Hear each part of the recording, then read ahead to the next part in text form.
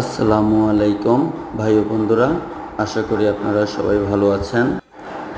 এই যে দেখতে পাচ্ছেন আমাদের নতুন স্টুডেন্ট কিভাবে একটা কাজ করছে। আসলে এই কাজটা কি আসলে অনেকেই জানেন না।